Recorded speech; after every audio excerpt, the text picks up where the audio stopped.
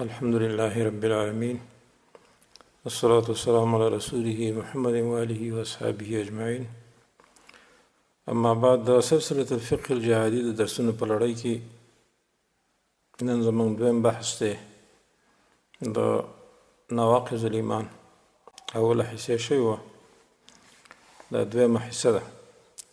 تقریبا 40 نواقض موږ بیان کړي. نن د دې نه ایسته باقي ذکر کول غواړو انشاءالله. یو 40 ناقض دوستانو د شریعت اوامر او نواهی رد کول دي. دا هم نواقض الایمان کې راځي. سړی په ایمان نه خلاصېږي، لکه پرده کول، جهاد کول، فیصلې په شریعت کول.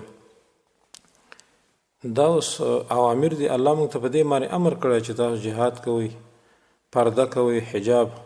فیصلې په شریعت باندې کوئ. دا موږ باندې الله فرض کړي دي. دې ته اوامر وایي. اوس چې دا رد کړي نو دې باندې سړی کافر کېږي. دارنګې نواهي لکه زنا نه منع، سود و قمار، قتل، شراب خوري او نور محرمات دینه نه راغلي. لیکن دا شیان په شمول د ګډاګانو، سندرو چې په ټي وي او ریډیو باندې اعلان نشر کېږي، لکه څنګه چې دا کار اوس حکومتونه کوي. بس په دې د الله او د رسول د اوامرو او نواهي رد دی دوستان. امام ابو بکر بن جساس وایي: وفي هذه الآية دلالة على أن من رد شيئا من أوامر الله أو أوامر رسوله فهو خارج عن الإسلام، سواء رده من جهة الشك فيه أو جهة ترك القبول والامتناع، وذلك يوجب صحة ما ذهب إليه الصحابة في حكمهم بارتداد من امتنع من أداء الزكاة وقتلهم وسبيهم وذراريهم، لأن الله تعالى حكم بأن من لم يسلم للنبي قضاءه وحكمه فليس من أهل الإيمان. احکام القرآن کې د لیکي د دې آیت لاندې چې فلا وربک لا یؤمنون حتی یحکموک فیما شجر بینهم. دی وایي دا آیت دلیل دی چې چا یو معمولی امر د الله او رسول رد کړ نو د اسلام نه خارج دی. برابر خبره چې دا رد کول د وجه د شک نه وي په هغې کې، او که د نه قبولوالي او منوالي نه وي، او دا واجبوي صحیح کېدل د هغې مذهب چې صحابه کرامو په ارتداد فیصله وکړه په مانعینو د زکات باندې، هغوی قتل کړي، ښځې ورله وینځې کړي. په دې باندې چې چا د رسول الله صلی الله علیه وسلم فیصلې ته غاړه کې نه ښوده نو د ایمان والاو نه دی. شیخ الاسلام ابن تیمیه رحمه الله هم فرمایي: ومعلوم ان من اسقط الامر والنهي الذي بعث الله به رسوله فهو كافر باتفاق المسلمين واليهود والنصارى. مجموع الفتاوى تم جلد 106 صفحه. دی وایي دا معلومه خبره ده چې چا امر او نهي ساقط کوم باندې چې الله رسولان علیګلو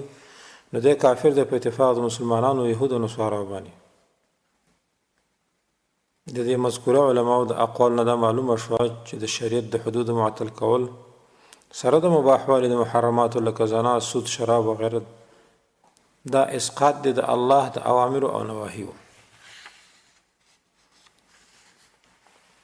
نو که چا دا کارونه وکړو د اوامرو او د نواهیو اسقاط یې وکړو، هغې نه منل، رد کړو، نو دی کافر دی. د دې دریو امتونو په اتفاق باندې چې يهود، نصارا او مسلمانان دي. نو معلومه شو چې اوسني مرتد حکومتونه په اتفاق سره مردار او مرتد ځکه دي، نجس ځکه دي چې دوی د الله اوامر او نواهی رد کړي. 240 ناقض دوستانو د زکات نه ورکول، دا هم د نواقض د ایمان نه دی. هغه څوک چې صاحب نصاب وي او بیا هم زکات نه ورکوي نو دی په اتفاق صحابه کرام او اجماع سره مرتد دی. شیخ الاسلام ابن تیمیه وایي د صحابه کرامو او امامانو په دې اتفاق دی چې د مانعینو د زکات سره به قتال کیدی شي، اگر چې هغوی 15 وخته منځونه کوي، د رمضان روژې نیسي، او د دغه مانعینو زکات دپاره کومه صحیح شبهه نه وه په نه ورکولو. د دې وجه د دې وجې نه دوی مرتدینو او د دوی سره به قتال کیدی شي. د هغوی په منع باندې اگر که په وجوب باندې اقرار کوونکي وي، یعنې که زکات یې منع که قتال به ورسره کیدی شي. اگر که دا وایي چې زکات خو واجب دی خو نه ورکوم، څه وکړم، یاره نشته څه راسره. د دې وجه نه مانعین زکات په دې احادیثو کې ذکر دي، منکرین زکات نه دي. او بل د شیخ الاسلام ابن تیمیه فرمایي: واذا كان السلف قد سموا مانعي زکات مرتدین مع كونهم يصومون ويصلون ولم يكونوا يقاتلون جماعة المسلمين فكيف بمن صار مع اعداء الله ورسوله قاتلا للمسلمين. مجموع الفتاوى 510 صفحه.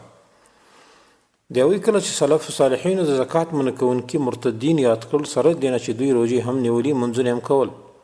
او د مسلمانانو سره جنگ هم نه کولو، نو څنګه به هغه څوک مرتدین نه چې د الله او د رسول د دشمنانو سره یو ځای شوي وي او د مسلمانانو سره جنګ کوي. نو د علماو د اقوالو معلومه شوه چې د زکات د مانعینو سره به قتال کیدی شي اگر که په وجوب باندې اقرار کوونکي هم وي. تکفیر د مانعینو زکات دا اجماع د صحابه کرامو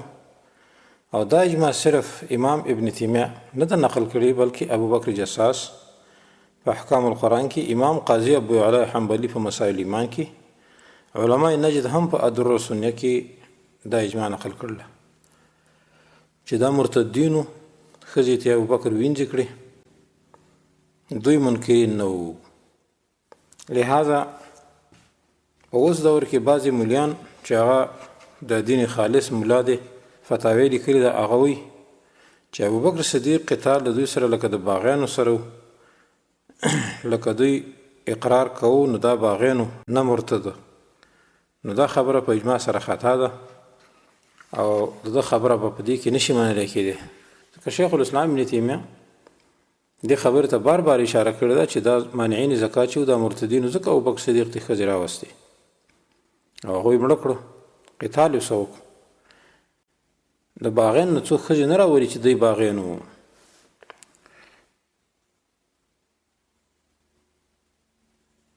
دا 42 ناقص شو. 43 ناقص دوستانو مولا علی قاری رحمه الله په آخر د شرح فقه اکبر کې بعضی مکفرات ذکر کړي دي چې په باندې سړی کافر کیږي. د فائدې لپاره موږ هغه دلته ذکر کول غواړو. هغه وایي که څوک چاته دا وایي چې افعل هذا لله فاجاب لا افعله کفره، چې دا کار د الله د رضا لپاره وکړه او هغه وایي چې نه کوم، نو دا کفر دی. صفحه 200 شرح فقه اکبر 43 ناقص دی وایي په حاویل الفتاوا کې لیکلي دي چې چا په خوله کفر وکړو او زوی په ایمان مطمئن نو دی کافر دی او د الله په نزد مؤمن نه دی. زه په ایمان باندې مطمئن دی خو په خوله باندې کفر وکړو، اکراه په نه وانه ځکه دی مؤمن نه دی. او هر چې زه مطمئنی په ایمان باندې او په خوله باندې کفر وکړو او د باندې اکراه شي او چا په زور پیدا کار کړو نو دی به مؤمن دی. دی کې د فرق کړی دوستانو. 45 ناقص دوستانو دی وی من عزم على الكفر ولو بعد 100 سنه يكفر بحال. چا چې د کفر قصو کا اگر کسر کاله بعد هم وي نو دی په الحال کافر دی. یو سړی ویل چې راځه ورسوالۍ له فیصله وړم یا ریزه پلانی باندې کوم یا تانی تحصیل کچرو لازم جج وکیل لازم، دا اراده وکړه صرف بس د کافر په کور کې ناس وي. ځکه الله قرآن کې یریدون یتحاکم الی الطاغوت، الله صرف اراده باندې سړی کافر کړی دی چې څوک طاغوت ته تحاکم کوي. دلته هم مولا علی قاری رحمه الله فرمایي چې چا قصد کفر وکړه اگر که وروسته د 100 کالونو بعد د کافر کیږي په الحال کافر دی. 46 ناقص دی وایي چا چې وخنده د هغه چا سره چې په کفر قول کو سره د رضا نه دام کافر دی. یو سړي د کفر کلمه وویل او خلارې خاندي یا د اسلام پورې خاندي او تو سره تم سره هی کې یا چپ شپي نو بس دا کفر دی، تم په کافر. ځکه رضا په کفر دی او خندا دغه شخص دلالت پر رضا باندې کوي. او 40 ناقص چا چې د متواتر شریعت نه انکار وکړ د اورخم حرمت د زنا حرمت یا نور نو دی کافر دی. 40 ناقص چا چې من قال القرآن على ضرب الدف والقضيب يكفر، بيوي قلت ويقرب منه ضرب الدف والقضيب مع ذكر الله ونعت المصطفى صلى الله عليه وسلم وكذا التصفيق على الذكر. يعني چې قرآن ول سره د وهلو د تنبل چمبور سره وي ډول یا رباب سره وي نو دی کافر دی. نبی مولا علی قاری رحمه الله فرمایي وي زویم چې دې ته نږدې دي هغه خلق چې څو قرآن وایي او ډول او شپېلې سره او ذکر د الله او د رسول الله صلی الله علیه وسلم د نعت سره قوالی وایي. نو دینه معلومه شوه چې نن وخت کوم صوفیان او طریقو والا دي او یا نور نعت خوانان دي او هغوی په ډول او رباب او باجې سره نعتونه وایي لکه بعضې اردو نعت خوانان هغه قوالی وایي. نو دا خلق د مولا علی قاری د قول مطابق کافر دي، مرتد دي، ځکه دوی د قرآن بېعزتي کوي، رسول الله صلی الله علیه وسلم بېعزتي ده په دې کې. 49 ناقص دی وایي من استخف بالقرآن او بالمسجد او بنحوه مما يعظم في الشرع كفره. ومن وضع رجله على المصحف حالفا استخفافا کفر. ان چا چې د قرآن یا مسجد یا هغه شي چې په شریعت کې د هغې عزت کېدلی شي سپکوالی وله وکړو نو دی کافر دی. او چا چې خپله خپه د قرآن د پاسه کېښوده د قسم دپاره او د وجې د سپک ګڼله نو دا هم کفر دی. اوس دې ته چې موږ سوچ وکړو دوستانو د قرآن او مسجد چې څومره بېعزتي پاکستان مرتد حکومت وکړه هیڅ یو کافر نه ده کړې. په اسلام آباد کې لال مسجد جامع حفصه دارنګې د میرعلي مدرسې د باجوړ مدرسه او 800 جوماتونه یې وران کړه بمبار یې پرې وکړو. په میچنۍ کې قرآنونه وسوځول او زموږ مکتبه کې هم سنن ابو داود په برچو باندې والي او د ترجمې قرآن یې د خپو لاندې کړو چې د بوټانو نښې په اوس هم پرتې دي. نو که دا به استخفاف نه وي بیا خو په دنیا کې استخفاف نشته. لہذا پاکستانی مرتد حکومت په ټولو نواقضو کې راګیر دی. 50 ناقض دوستانو د یوې فتاوی ظاهري کې ویلي چې چا د قرآن یو آیت د ټوکو په طریقه ولوست دی کافر دی. وایي ځکه الله فرمایي یقینا دا قرآن جدا کوونکی دی انه لقول فصل وما هو بالهزل او ټوکې نه دي. اوس دې کې د اوسني عصر هغه خلک هم داخلي چې په جلسو اجتماعاتو کې د قرآن آیتونه د ټوکو په شکل وایي د هغې پورې خاندي لکه سیاسي تنظیمونه. لهذا دا ارتداد او کفر دی. یو 50 ناقض وایي چا چې د تول کولو او یا وزن کولو په وخت کې وي واذا قالوهم او وزنوهم يخسرون دا آیات ولس او دا خبره د وجه د ټوکو نه وکړه دا ټول کفر دی. یعنی ټوک کول په قرآن باندې کفر دی چې ټوکې کې ورپورې. 52 ناقض دوستانو د یوې که چېرته چا وروسته د حرام خوراک نه الحمدلله ویله نو دې کې اختلاف دی که په حمد سره مراد دا چې دا رزق دی حرام نو کافر دی ځکه چې دا د یو نعمت د الله وشمېر او حرام د الله نعمت نه وي لهذا دا کفر دی. 53 د یوې چا چې ویل قسم په الله چې زه مونځ نه کوم او نه قرآن لولم او یا دا وایي که چېرته د مونځو کې یا قرآن وایي یا په ځان اخته راولي او یا وایي چې الله زما مال کم کړی دی نو زه هم د حق کمم او مونځ نه کوم نو دا کفر دی. 54 ناقص دوستانو مثلا یو سړی په رمضان کې مونځ کوي او نور وخت یې نه کوي او بیا دا وایي چې دا ډېر زیات دی او دا زیاتېږي ځکه هر مونځ روژه کې یو په اویا دی نو دی کافر دی په دې ټولو خبرو کې. نو د دې نه د دا فهمولې ده چې ګویا د چندوالي اصل اطاعت ساقطوي د نورو ورځو مونځونه ساقطوي او یا شمار د عبادت چې دا بیا کفر دی ځکه دا په الله باندې اعتراض دی د الله دین پورې مسخري دي. 55 ناقص ظاهریه کې وایي چې دا مونځونه ډېر زیات دي که چا دا ویلي زما زړه نور تنګ کړی او زه ستړی کړم نو دی کافر دی ځکه چې ده په فرضیت او تعداد د مونځونو باندې اعتراض وکړي چې دا بیا کفر دی. 56 ناقص چا چې ویل ما د مونځ نه کوم زیادت د مال او یا ګټه ونه لیدله نو دی کافر دی ځکه دا عقیده ولرله چې مونځ اجر نه ډېری او نه په کولو کې فایده شته او یا داسې وایي چې د مونځ کول او نه کول یو برابر دي نو دا هم کفر دی. 55 ناقص چا چې ویل څه ښایسته او پاکه ښځه چې مونځ نه کوي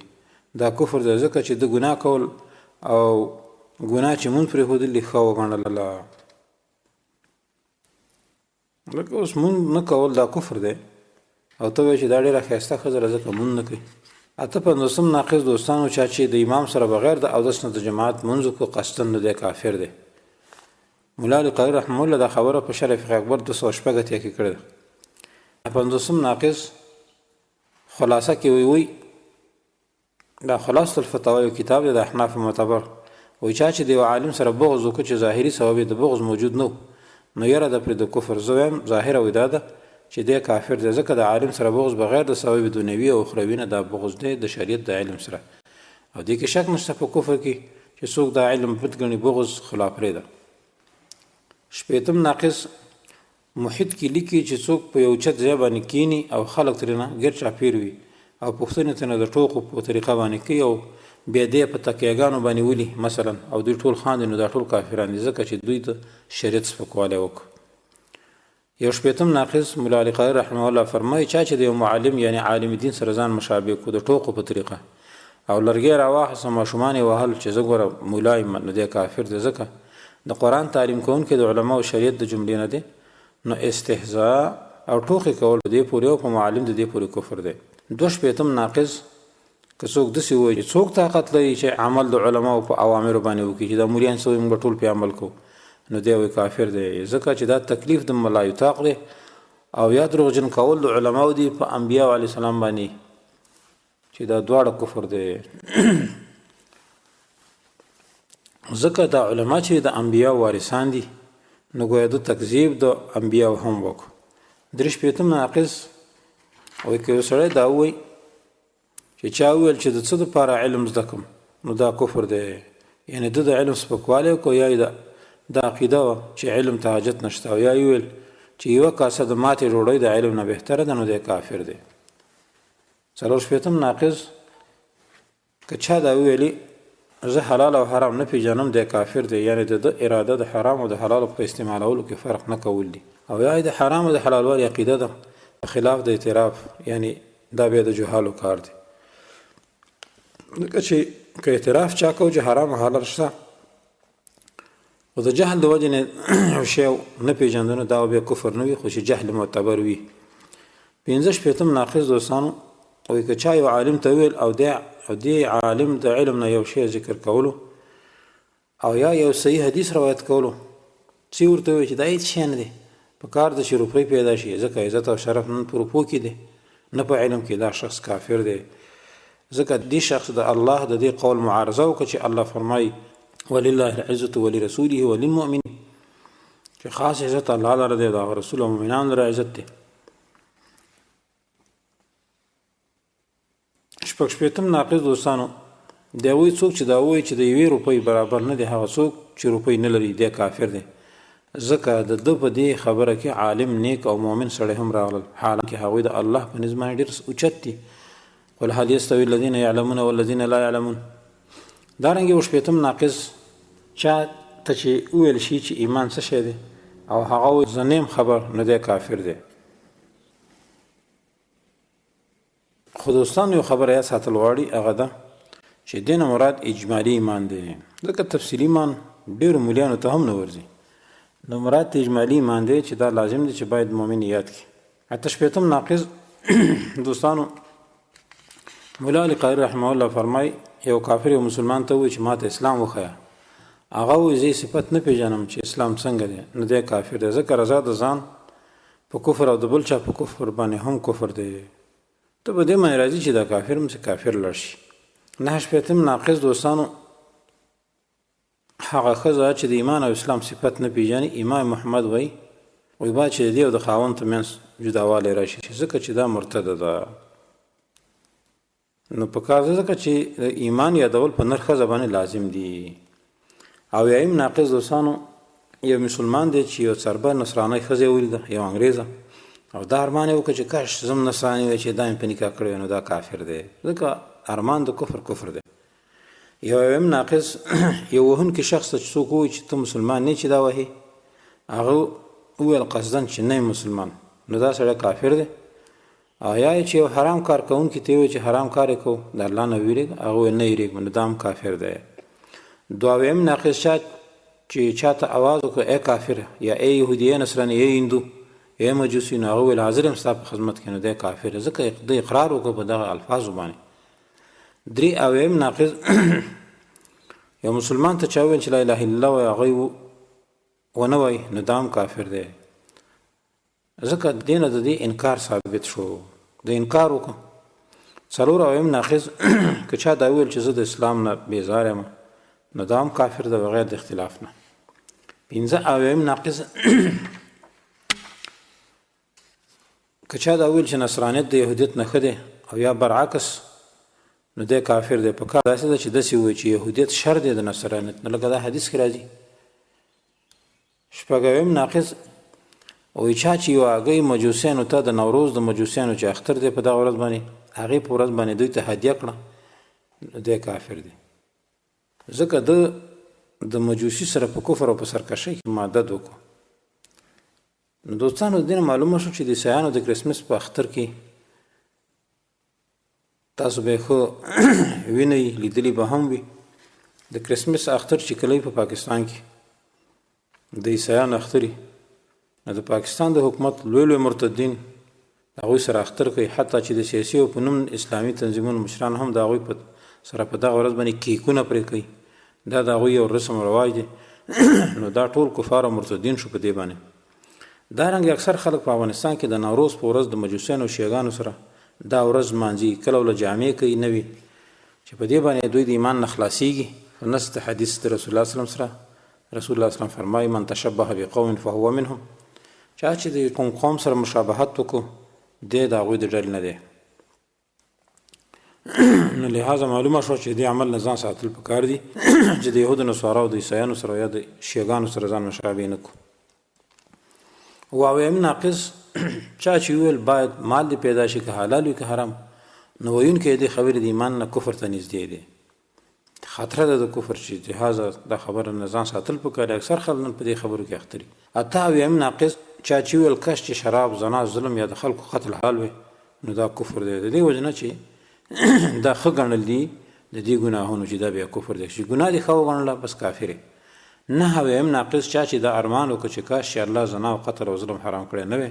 نو دا شخص کافر دی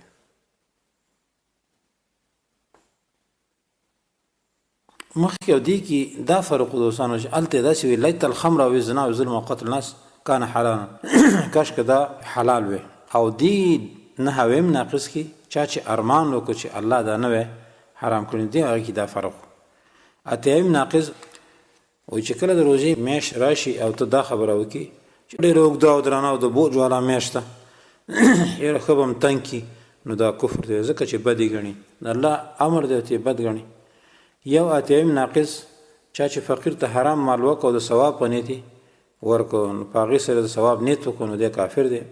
بلکې د زمي د فارغېدو پنيت دغه مال د ځان نه لري کی نه د ثواب پنيت تو اتیم ناقص دوستانو چا چې د عینو د قرآن او سنت صحیحه دعوت کوونکو ته داسې ویلي سړی دی امر بالمعروف نهي عن المنکر کوي په قرآن او سنت برابر څه ورته ویلي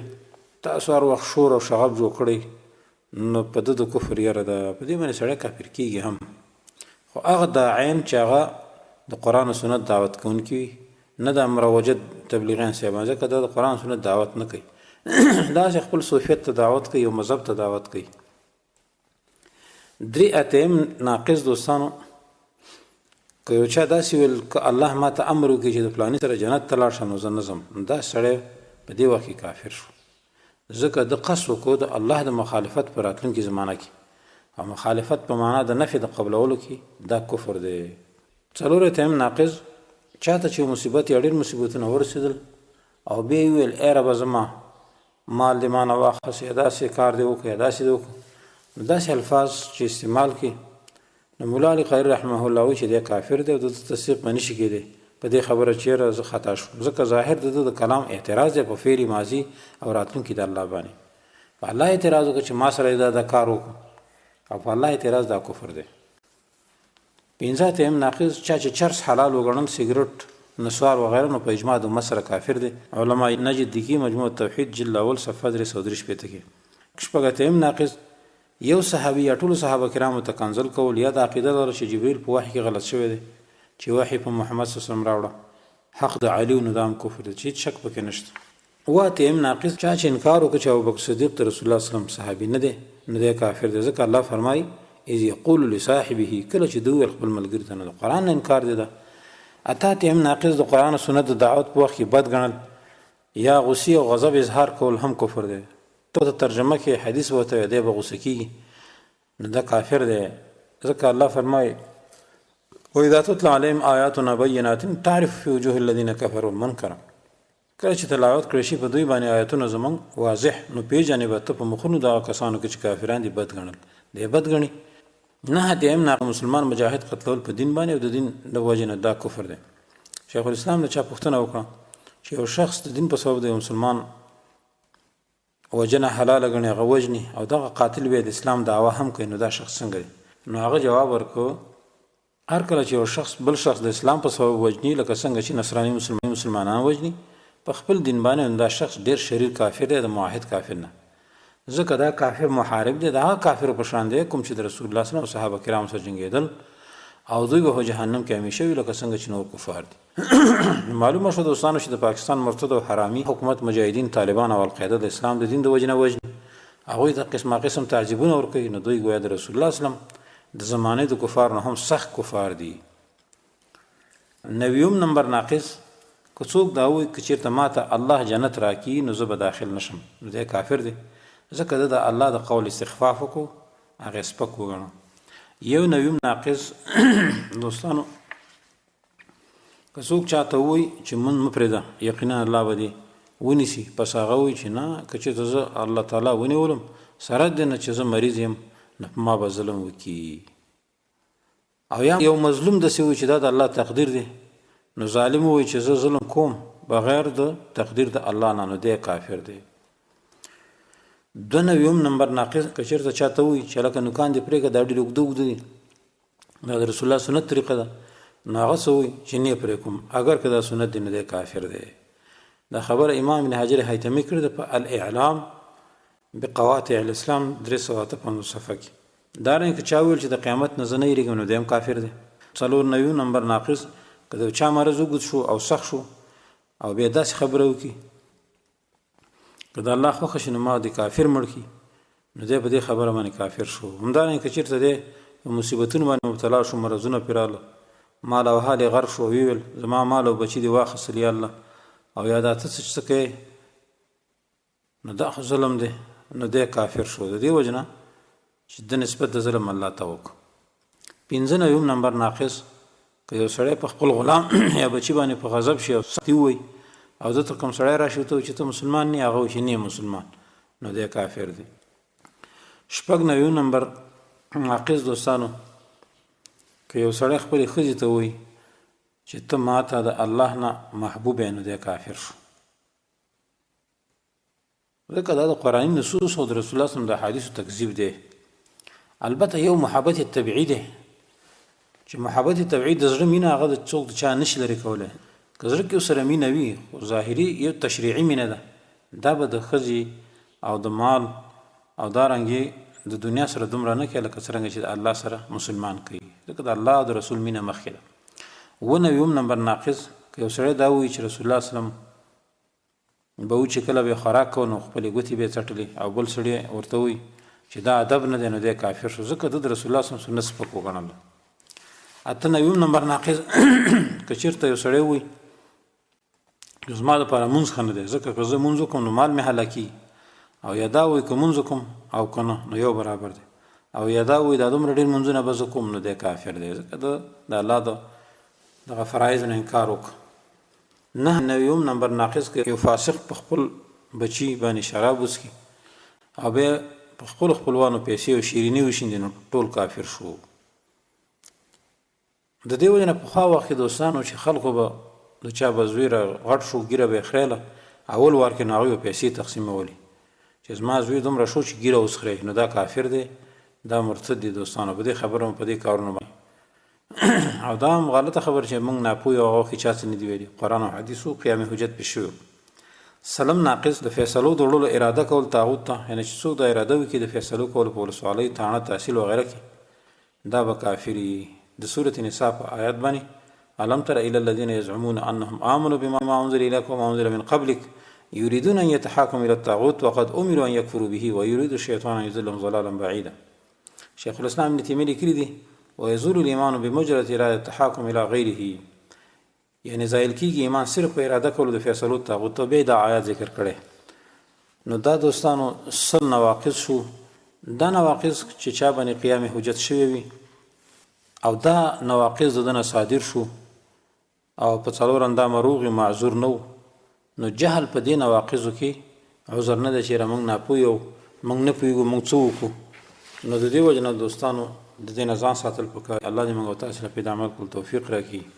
هذا واخر دعوانا ان الحمد لله رب العالمين.